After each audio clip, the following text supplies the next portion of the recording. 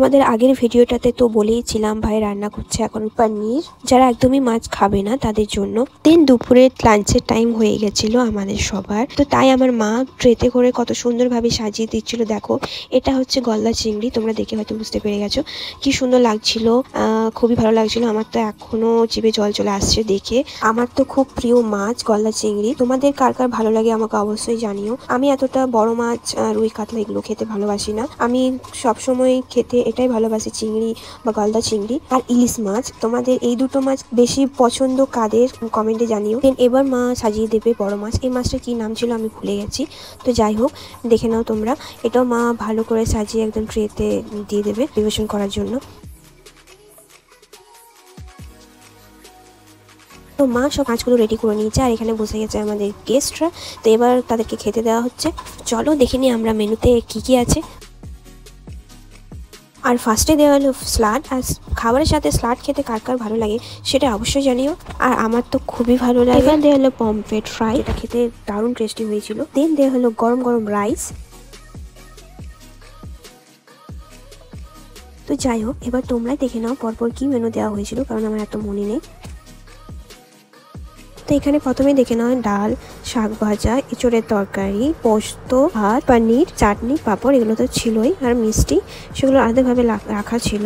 তো গেস্টদের খাওয়ার পর বসে গেলাম আমি তারপর খাবার খেতে। তো ফার্স্টে দিয়ে দিয়েছে আমার থালাতে শাক ভাজা আর ভাত। এতগুলো ভাত দিয়ে দিয়েছে, মোটেও আমি এতগুলো খেতে পারবো না। আর দিয়ে দিয়েছে স্পেশালি পমফ্রেট ফ্রাই, এটা তো জাস্ট দারুণ হয়েছিল। এখনো দেখে মনে হচ্ছে খেয়ে নি, তখন আমি খেতে পারিনি এতগুলো মাছ বলে। এখন মনে হচ্ছে যে রেখে দিলে, এখন থেকে রেখে দিলে ভালো হতো। তো যাই হোক, তারপর দিয়ে দিল ইঁচড়ের তরকারি, কি একটা করেছিল কিন্তু মনে নেই। যাই হোক, তারপর দিয়ে দিল আমাকে স্যালাড। বললাম যে আমার গাজর দিস না দিদিকে, কারণ আমি গাজর খাই না।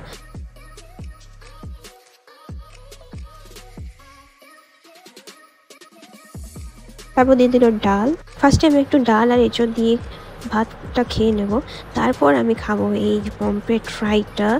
মানে কি বলবো, জাস্ট দারুণ লাগছিল, দারুণ।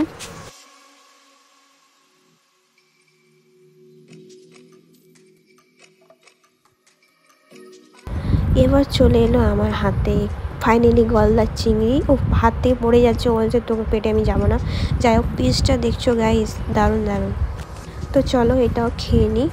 এরপর আমার খাওয়ার পর সব বসে গেল, তারপর সব দিদিরা।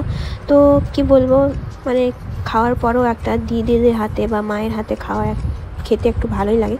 তো দিদি আমাকে একটু মাছ খাইয়ে দিল। তো যাই হোক, পেট আমার একদমই ভরে ছিল, আমি নিজের খাবারগুলো খেতে পারিনি, আবার ওর খাবারটা। সবার খাওয়া কমপ্লিট হওয়ার পর আমার একটা জিজু এনে দিল সবার জন্য মিষ্টি পান। এটা মিষ্টি পান, তো এটা আমার খেতে খুবই ভালো লাগে। তো প্রত্যেক বছর ভাইফোঁটার দিনে জিজু এনে দেয় সবার জন্য মিষ্টি পান। তো এখন আমরা সেটা খেয়ে নেবো। আর আমার মুখের অবস্থা দেখতে পাচ্ছ কি বিচ্ছিরি লাগছে আমাকে, রোদে ঘুরে ফটো তুলে ভিডিও করে। তো যাই হোক, এটা হচ্ছে সেকেন্ড পার্ট ভাইফোঁটার। যারা যারা ফার্স্ট পার্টটা দেখোনি অবশ্যই গিয়ে দেখে এসো, দেন তারপর ভিজিট করো সেকেন্ড পার্টে। তো ভিডিওটা এখান পর্যন্তই, আবার দেখা হবে কোনো নতুন ভিডিও। ততক্ষণ তোমরা সবাই সুস্থ থেকো, ভালো থেকো। আর ভিডিওটা ভালো লাগলে একটা লাইক, কমেন্ট, শেয়ার, অবশ্যই সাবস্ক্রাইব করে দিও। টাটা।